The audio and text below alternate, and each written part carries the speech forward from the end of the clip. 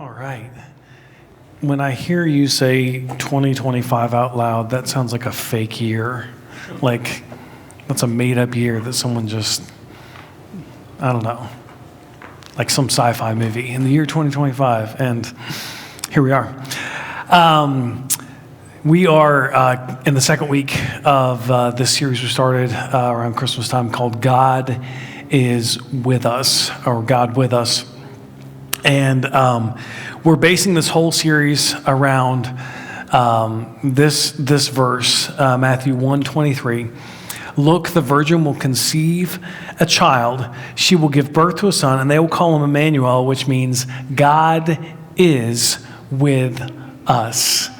Now, do me a favor. I'm going to read this again, and I'd like you to read with me when I get to the part that says God is with us. Because as Tilly mentioned when we were praying at the end of worship, there is something powerful about saying something out loud. Like, there's one thing to understand something in your mind.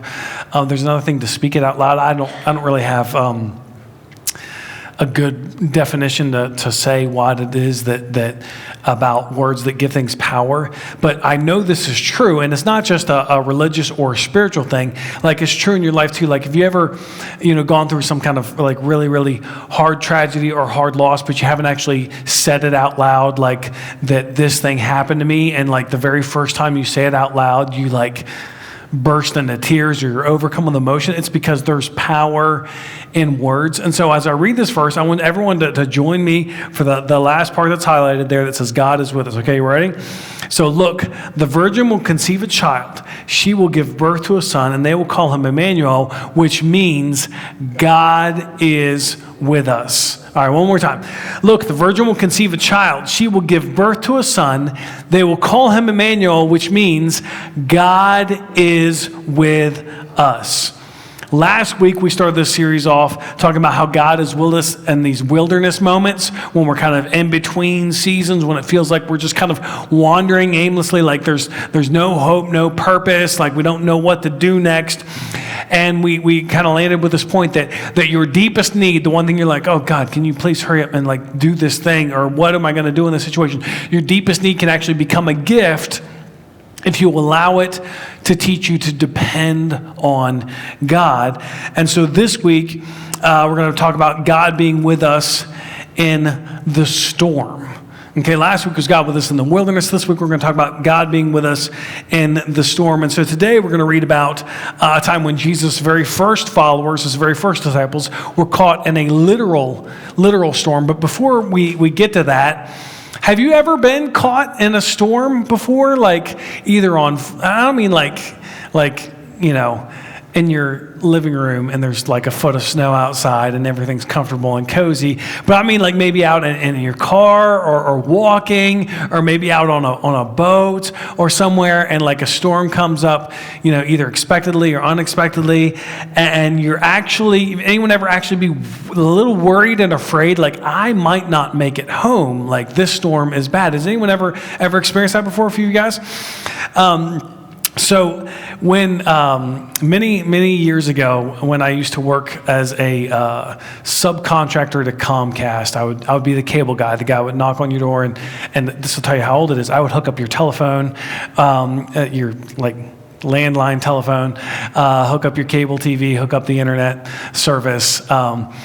So I had this job, and all the work was in Frederick County. So we lived here in Hagerstown, so I would commute over to Frederick County every day. And so there was big snow in the forecast, right? Like not like blizzard snow, but it was going to be a significant snowstorm.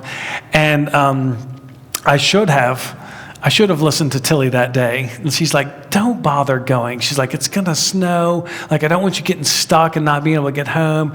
And of course, I am like the usual, like, John, everything's fine and we'll work out and it's no big deal. And I've driven in snow before, and I grew up in Cumberland up in the mountains where we get a lot more snow, and I know how to drive, and it'll be fine. And so when I left work in the morning, there was no snow on the ground. It was forecasted to start throughout the day. So sure enough, like mid-morning, it really starts coming down. And I really should have listened to her, because the only reason I'm going to work is not because I just loved my job so much. It wasn't that I hated my job, but I mean, it's work, and working in the snow outside is not any more fun.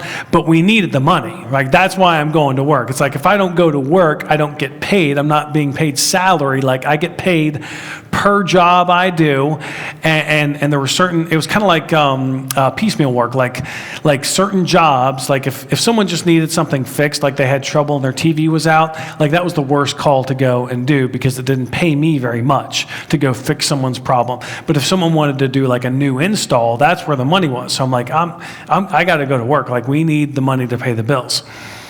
I really should have listened to my wife, because of course I get to work and like half the guys haven't shown up. And so I'm like, well, this is fine. I'll just take all the high paying jobs.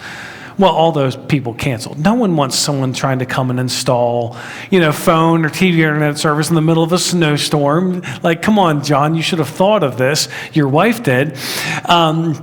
And so I'm there, but so now I'm there. I got to work, right? And so I go and I do a bunch of low-paying jobs that are like not worth it, and the snow's just coming down, and it's not necessarily like, the roads are still okay in Frederick, but when I started home at the end of the day around 5, it's dark out, and I got to South Mountain on I-70, it was like the freaking apocalypse.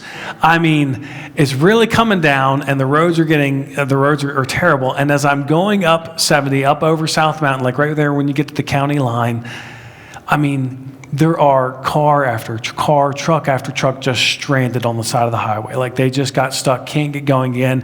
And there's state troopers out there telling everyone, like, don't stop, keep going. Like, if you stop. And so I'm behind this little car. I'm driving in this minivan that I had at the time. And this guy keeps getting slower and slower, and almost, I'm in my mind, I'm like, don't, and I didn't say this nicely, but I'm like, don't you come to a bleep and stop, because if you stop, I've got to stop, and then I'm spending the night in my van. Like, if you stop, there's no hope that we get started.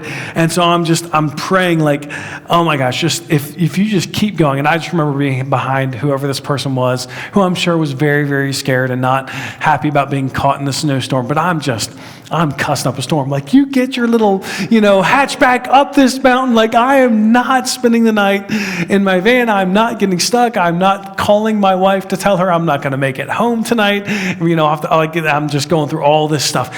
And I was genuinely worried there on driving up 70 on South Mountain. I was genuinely worried that I might not make it home that night. Now, I don't mean I was worried that I was going to like die in an accident, but I thought, I'm going to get stranded here. And like, I told you, like, I went to work because I needed the money. So, I'm sure like my tank was like at a quarter, like, just put enough gas in to get through today, and then we'll worry about tomorrow. So it's like, it's not like I'm going to run my car all night and keep warm. Like, I'm just all these things are going through my mind. Like, what am I going to do if this person stops in front of me and I get stuck like all these other cars? And I remember like getting up the next day, after I made it home. The person never came to a complete stop. They came close a few times. I was like, get your mother bleeping car into motion, like, get it. And so I know you think that pastors don't say these kind of words, and I suppose some do. But let me tell you, when I'm on the road and I'm really, really amped up about something, those things come out of my mouth sometimes. But I was able to make it home, right? I was able to make it home. I was so glad, and Tilly's like, I'm so glad you made it home. She's worried about me. But I was concerned that I might not make it through that storm. And a lot of times when maybe not literal storms in our life come, but emotional storms, financial storms, storms with the situations that come in our lives, a lot of times we're thinking, okay, as long as this doesn't happen, as long as, like, I'll be okay as long as this one thing, breaks my way, or as long as this doesn't happen, or as long as I get this bonus, we'll be okay on the financial thing or whatever. And as long as I don't lose this one client, as long as I do okay on the final test, like I'll make it through this class. If we can just get through this rough patch in our relationship, I think we can repair things. It'll be all right. And have you been in those moments before where you're just kind of like hanging on? Things have not been good in one area, It's a storm in your life, and you're like, okay, as long as this one thing doesn't happen, and like me in the car, as long as this guy in front of me doesn't come to a complete stop, as long as he keeps his wheels moving, I'll be okay. We'll get through the storm. We'll get home. But sometimes the one thing that can't happen does happen, right? And then you're really like, what are we going to do? And when we're in a storm in our lives, and we tell ourselves that what can't go wrong does go wrong, it's natural. Okay, hear me. It's natural, it's understandable, and it's common for us to lose hope. To think this is inevitable, to think now this is completely out of my hands. There's nothing I can do to change the situation. I need just someone else to help me. This is usually the moment where we kick in and decide, hey, you know what? Let me pray about this. But in those storms, in those moments, if you are willing to trust Him, God is with you in the storm. And you may find that in your darkest moment, in your darkest hour, on the darkest part of your storm, you may find that you are able to come out of the other side with a story to tell that becomes an anchor for your faith. And there's something ironic about the storm you go through that makes you question things so much, that makes you kind of scream at God, where are you at? You're supposed to be good, and all this crap's going sideways in my life. Where are you? It could be that storm becomes a touchstone in your life, an anchor point, something that you look back on for the rest of your life as a moment you're like, you know what? God came through, so I know He can be trusted. It may be that going through that storm is what prepares you to help someone else through a similar storm.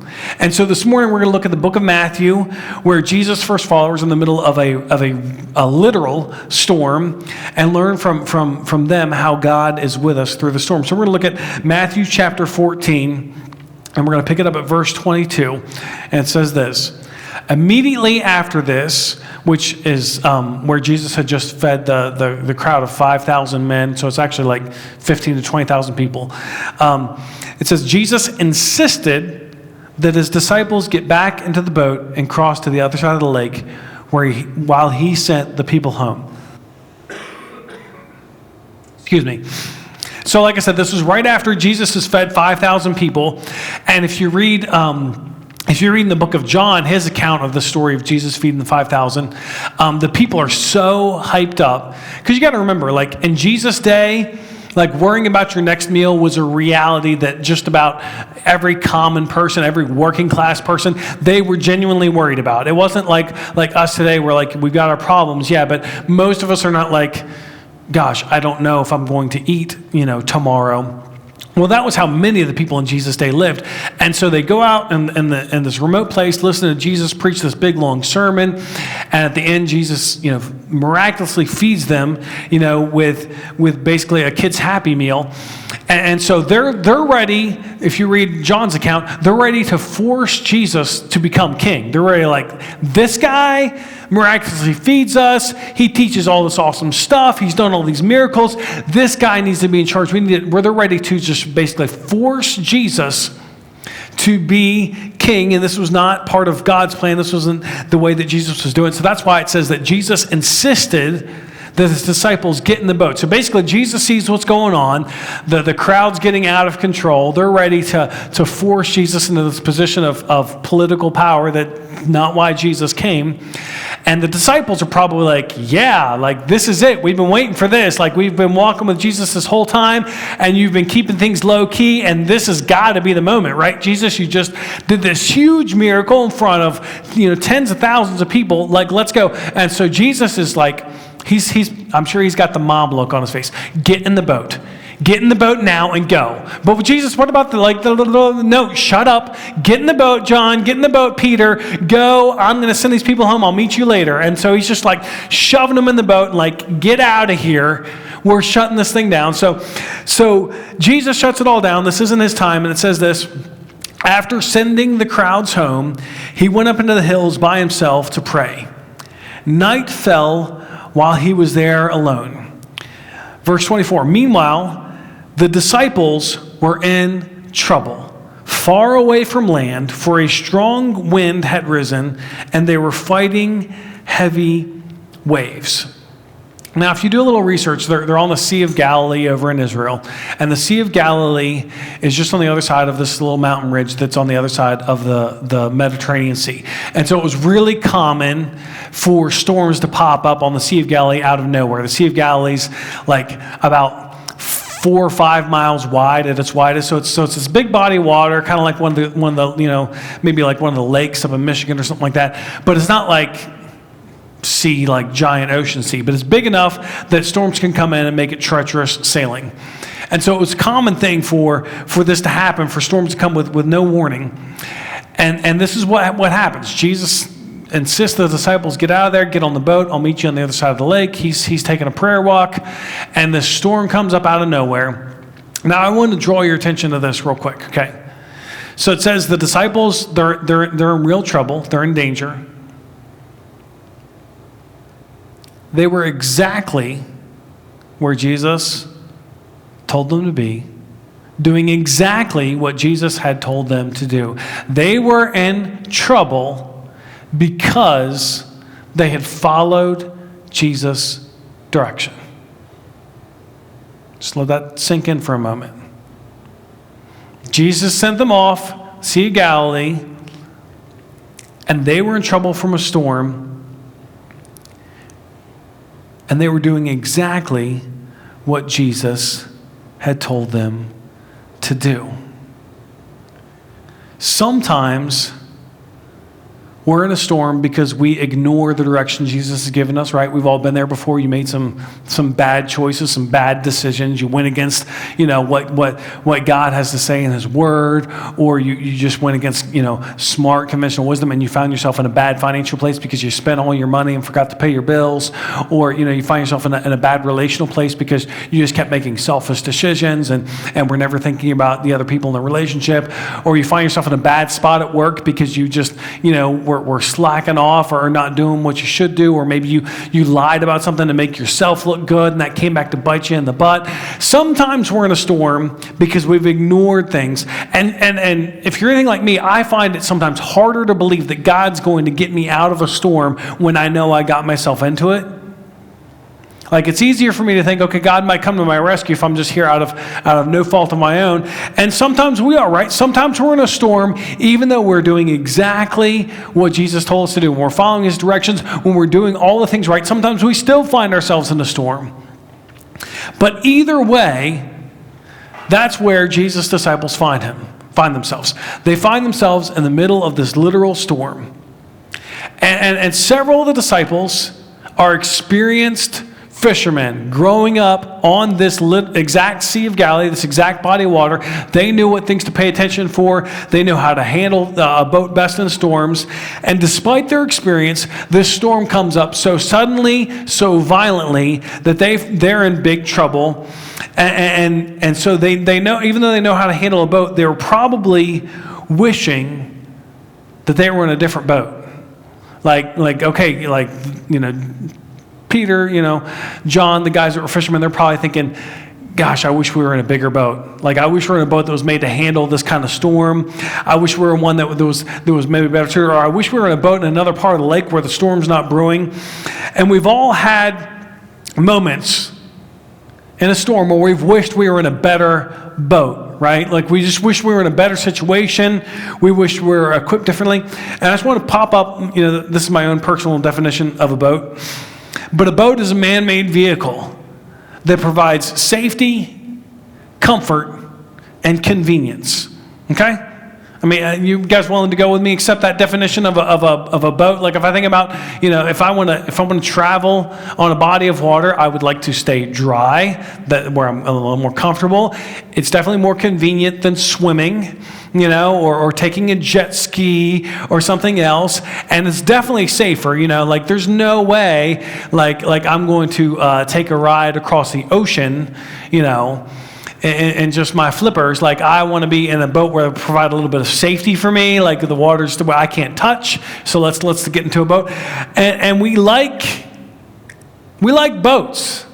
Like, I'm not mean literal boats. Some of us, don't care at all about boats. But I mean, we like man-made things that we can control, that provide safety for us, that provide comfort for us, that provide convenience. I like to be able to control what direction I go. Any of you guys ever been in the ocean and not been able to control what direction you go? Like the wave just is stronger than your stroke, and it just sweeps you where you want to go. Like I like to be able to control where I go. I like to decide when I'm going to leave and how I'm going to get there. I like to decide when I'm going to stay. I like safety. I like comfort. I like convenience. I like to have things in my life that I can use to control, that I can create, that'll make me feel safe, that'll make me feel comfort, that will give me convenience. And have any of you guys ever just wished, especially in a storm, gosh, I wish I was just wired differently.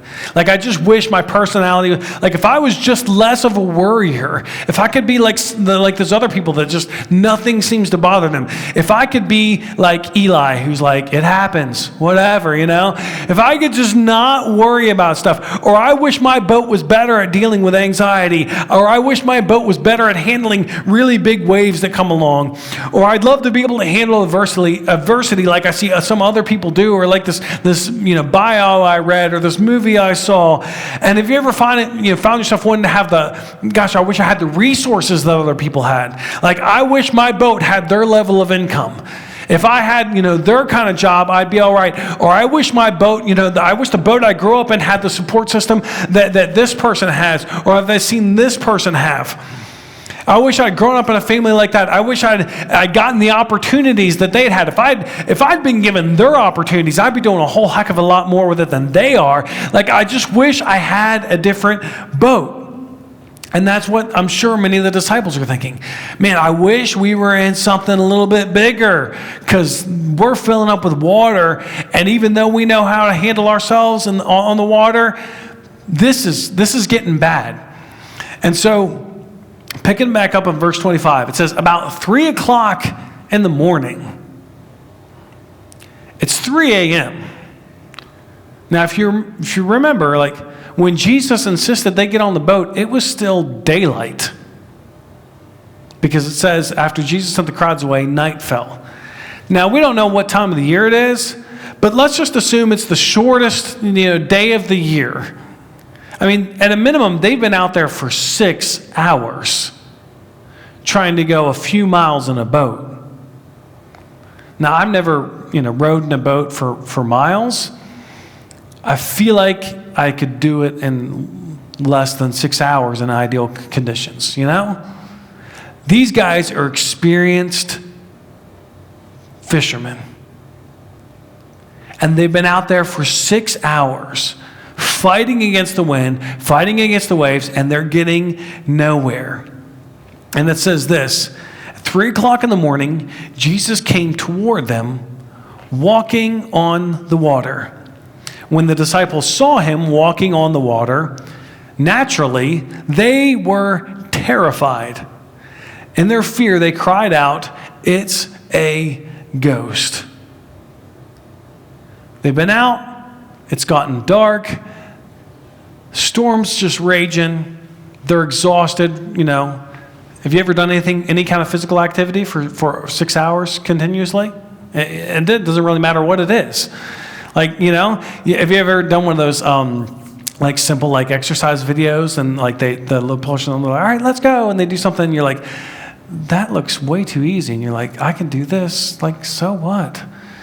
And then you're like, okay, when are you going to stop doing this? And it doesn't matter how small the exercise move is. Like at the end of the point, you're like, oh my God, my shoulder's on fire. Would you just move to the next thing, please?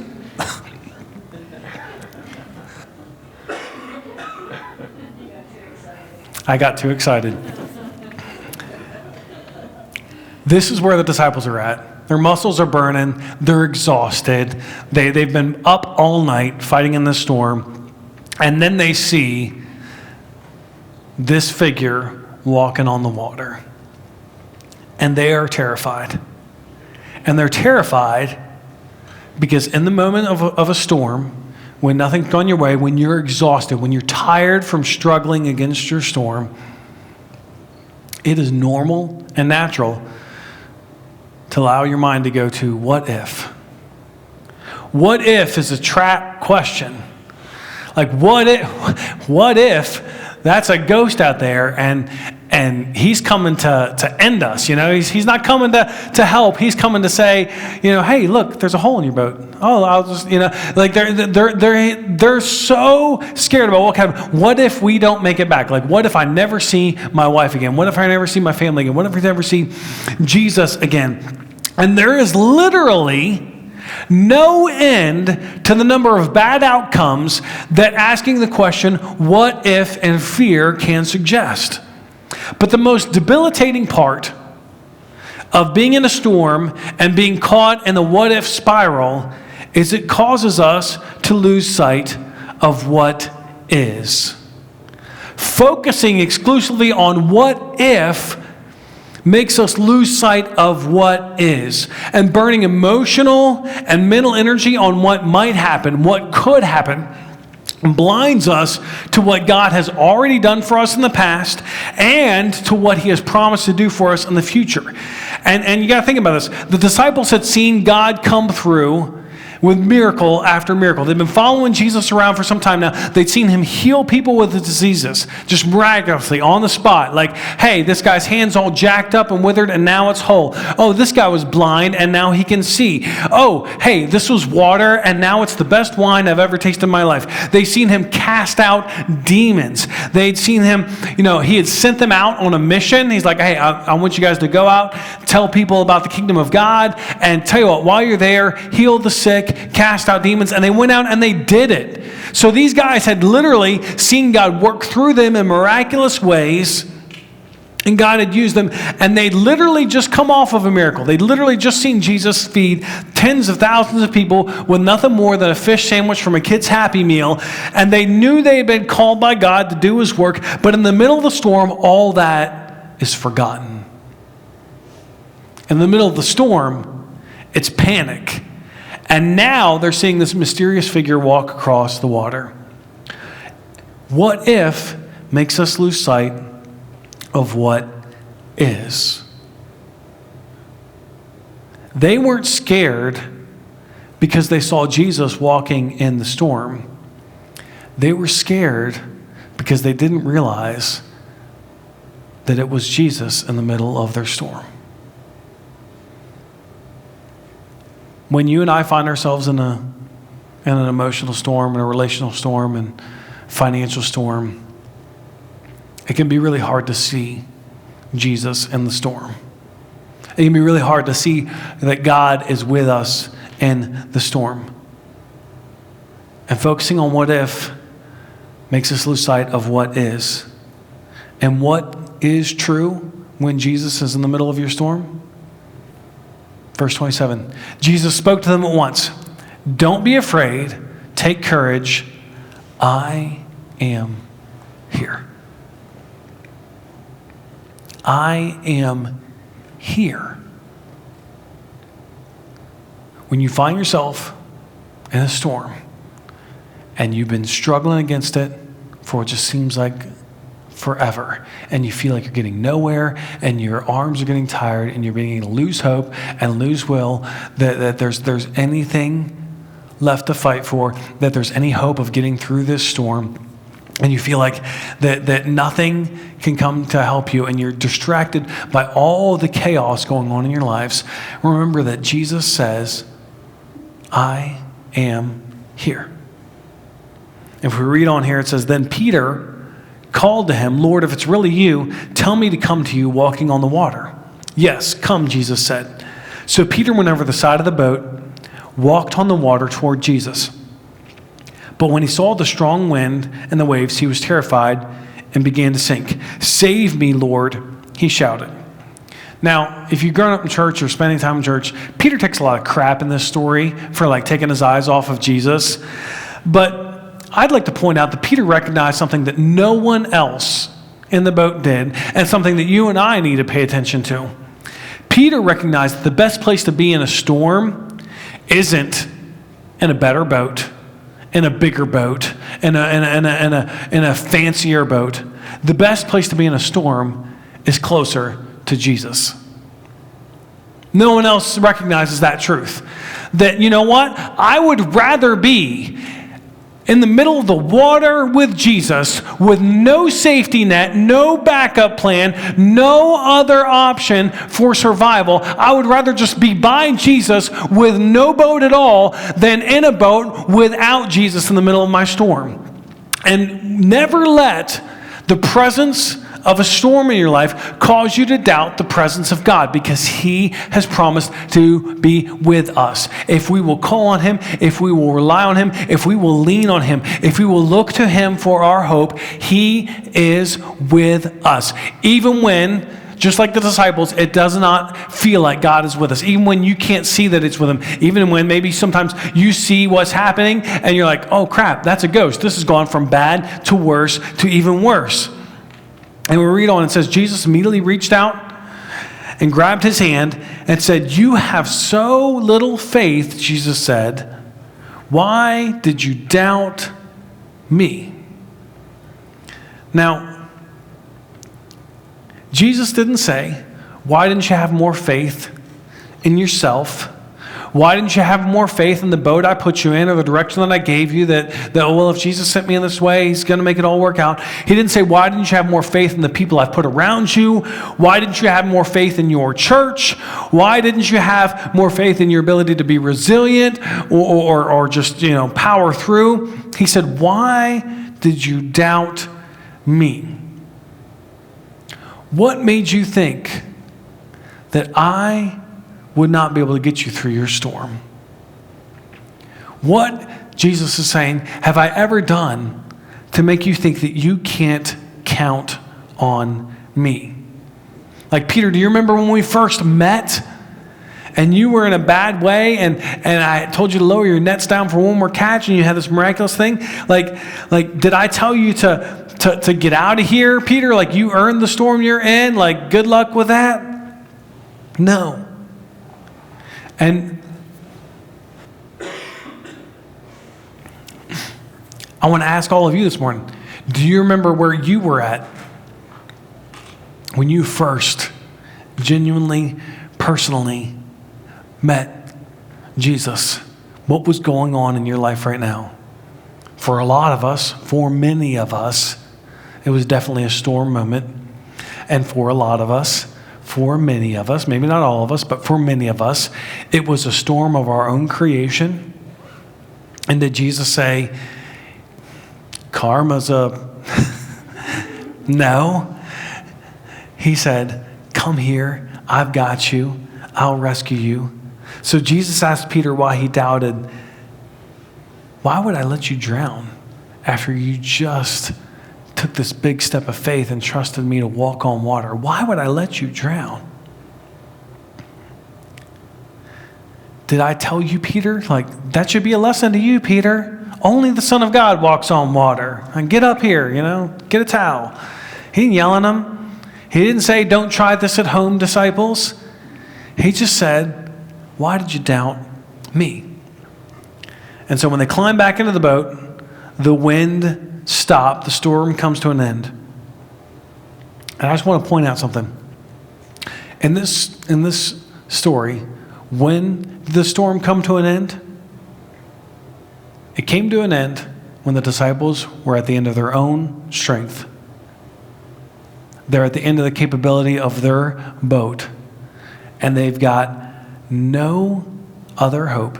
The storm came to an end when it was obvious to Jesus' disciples that Jesus was their only hope. That's when the storm ended. Now, am I telling you this morning that if you come to that realization that your storm's going to come to an end as soon as, that's the point of every storm? No, I'm not. I'm saying, though, it's important for us to recognize that no matter how God gets you through the storm you find yourself in today, tomorrow, 20 years from now, we need to remember God is with us, and He is our ultimate hope for how He gets us out of that storm. Jesus could have delivered the disciples in a million different ways. He did it in such a way that it was obvious this is just Jesus. I mean, Jesus could have sent, someone with a bigger boat out there and some life rafts and be like, come on in, guys, we'll save you. And that could have been a way that Jesus saved them. Or Jesus could have saved them, by allowing them to just get out of the eye of the storm, and a million different ways things could happen. And in our lives, things will play out in a million different ways. But it's important for you and I to remember and recognize that God has to be the sole place that our trust and our faith rests. And that says this in verse 33, which I find a little funny, but then I can't really laugh at the disciples too much. Then the disciples worshiped him. You really are the Son of God. I mean, all the demon casting out and healing and miracles and feeding 5,000 people with a happy meal didn't do it for us. But now that you've got me through the storm, you really are the Son of God.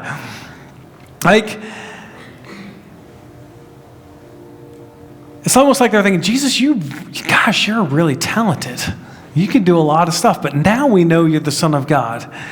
And can I be, I want to laugh at the disciples, but can I be honest with you? This is how every one of my storm stories go. Every single one, without fail. Goes something like this. Oh, this situation could get a little rocky. This looks like it could be trouble on the horizon. I'm not sure how I'm going to get through this thing, this season, this whatever. And then it moves to, oh no, this is definitely trouble. Okay, this is looking bad. Okay, double crap. I'm not sure I've got a plan that can get me through this. Oh, triple crap. Really big storm. I've got no chance of getting through this. Oh, okay, time to bring God in. Oh God, help me. Help me, help me, help me, help me, help me. Please, I've used all my strength. I've tried everything I can know. I've asked for help from friends and everyone else I can think of. These waves are too big for me. If you don't come through, God, there's no chance that I'm going to get through this storm. Where are you, God? I'm starting to gurgle the water. It's up to here. God, did you forget about me? Where are you at? God, are you there? Are you real? And where are you at? And then finally God comes through. The storm comes to an end, and I'm like, God, you really do love me? You really are the Son of God? You really are who the Bible says you are? It's actually true. Every freaking time. And as I go through life and go through more storms, yes, I hope I'm getting better at wading some of them. But what I've learned is there's always another storm that comes along that is just scary enough to make me think, whoa, is God really going to get me through this one? And so I want to give the disciples crap about, you really are the Son of God. But that is every time. Every time. And so I want to ask this question. What would it look like to go through the next storm life brings your way? What would it look like to go through the storm maybe you're in right now? The financial storm, the storm in your marriage or your relationship with your kid, the storm you're facing in your health or the health of a loved one, the storm of loss of something that you'll never be able to get back or someone you'll never be able to get back, the storm of heartbreak when someone has just wounded you in a deep way, or the story of betrayal when someone who you trusted betrayed that trust. What would it look like for the next storm you face or the storm you're in right now to walk through that knowing that God is with you?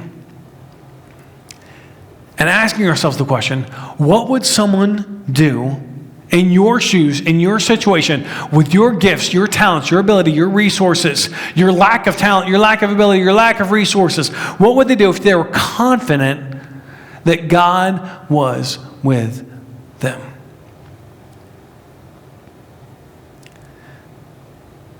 Read this verse again. Look, the virgin will conceive a child.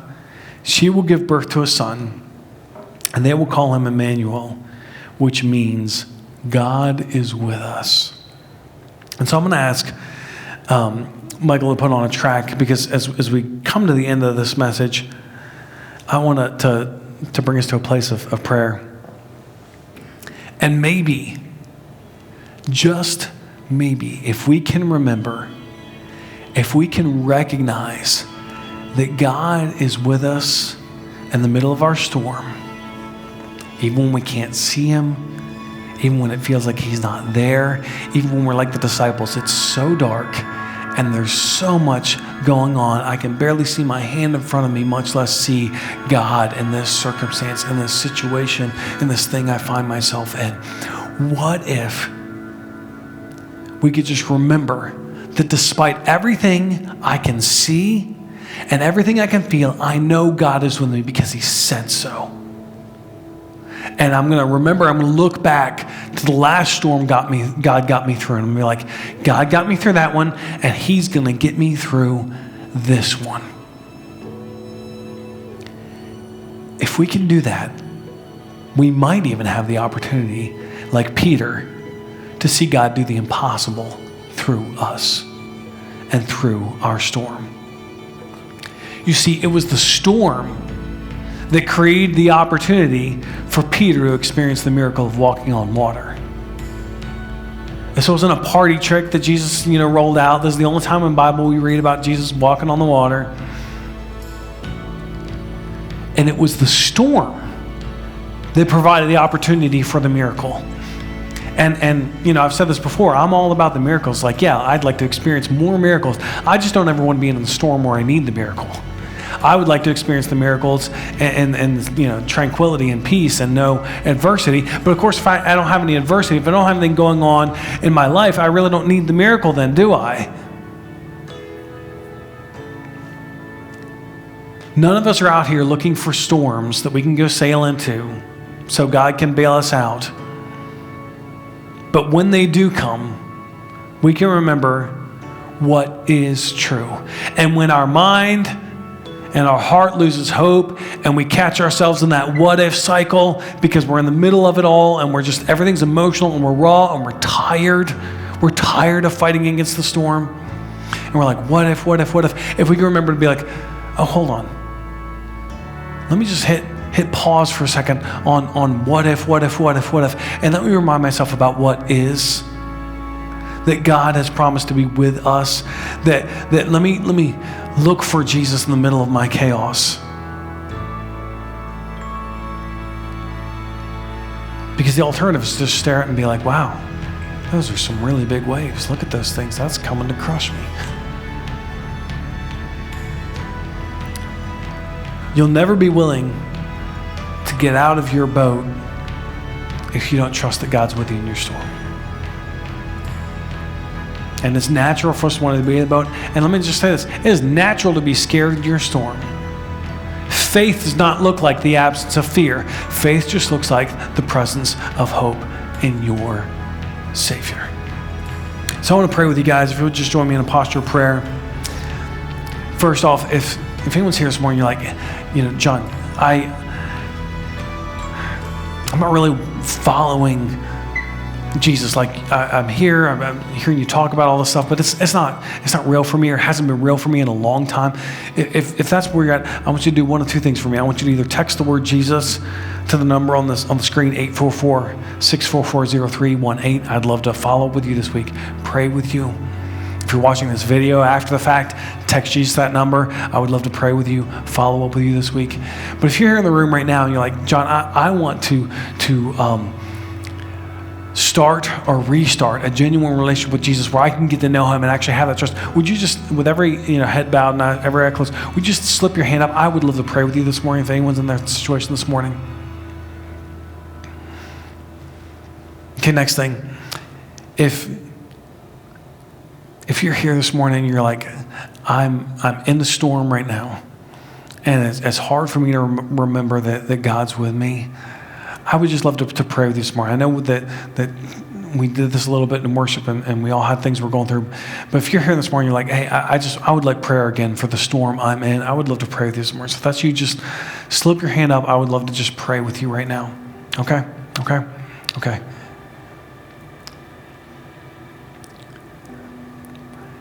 All right, let's pray. Heavenly Father, you have promised to be with us. Not just on the good days, but in the bad days, God. Not just with us when the sun is shining, but when the storm is raging. God, will you help us to not set our hearts and our minds on what if, but what is. Will you help us to set our hearts and minds on, I know it looks bad right now, but God, you've promised to be with me. And so I'm going to continue to call on your name. I'm going to continue to trust and put my hope in you. And no matter how long I'm in this storm, no matter what happens, God, I'm just going to trust that you are going to do what is best for me. And God, I pray that those of us that are in a storm right now, God, I pray that we would see and experience a miracle like Peter did through our storm. God, would you do something divine that cannot be explained in other ways? Would you do something that just builds faith to the next level, that just gives us a story we tell for the rest of our lives that brings glory and honor to you because of your faithfulness? God, we love you. And God, I pray for everybody in this room today, God, that we would just walk in a way in every situation and every season with the confidence that you are with us. May we respond in adversity like anyone would respond who's confident that God's with them. May we respond, God, in times of ease and comfort like anyone would when we know that you're with us. God, will you help us to walk through life this week trusting that you are with us. God, we love you. And we thank you in your name. I'm so glad all of you guys are here this morning. I hope this has been helpful for you. And like I say every week, we love you guys, but more importantly, your Heavenly Father loves you. Have an awesome rest of the week, and we will see you guys back here next Sunday for our Christmas service.